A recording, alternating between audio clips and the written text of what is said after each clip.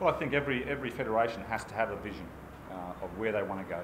And in discussions with the president, I have certain visions as well.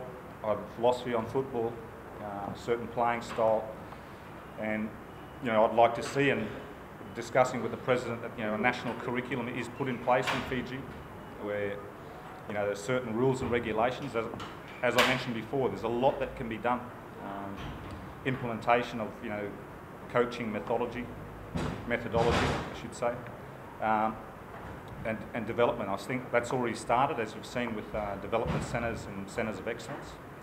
But again, there's a lot more that can be done.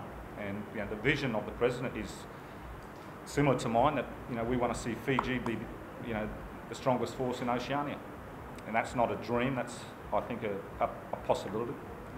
But as I said, there has to be a vision of where you want to go, what you want to achieve, what Fiji football wants to achieve, and that vision is pretty simple. That they want to be a dominant force in Oceania, and to be able to realise that vision, we have to implement a lot of other things, which I've discussed with the president. Which starts with youth development, coach development,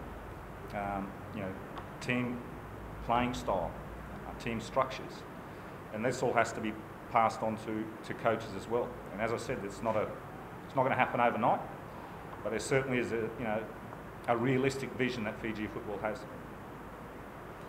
Just to add to it, I think so what we had also discussed, and we have been saying in the past, at the district coaching style and everything has to change too, and that's where the mentoring of the coaches of the district, once they qualify as a C licensed coach, then the districts will have the same style what Fiji football like to have for them to use in the players.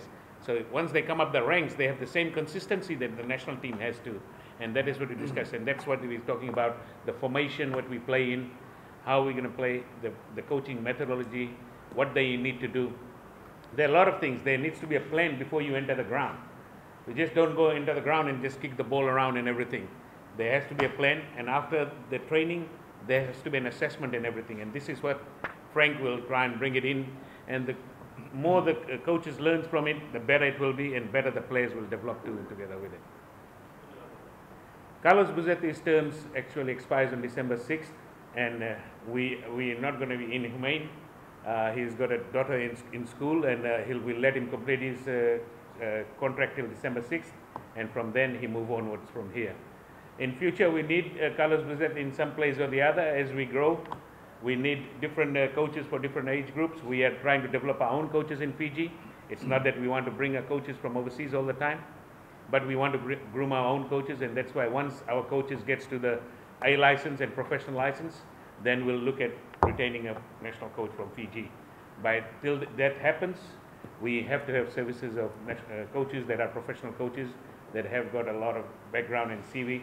And Frank comes with a wealth of experience and knowledge, and being coach for Socceroos and being a player himself, and taken Socceroos to greater heights too.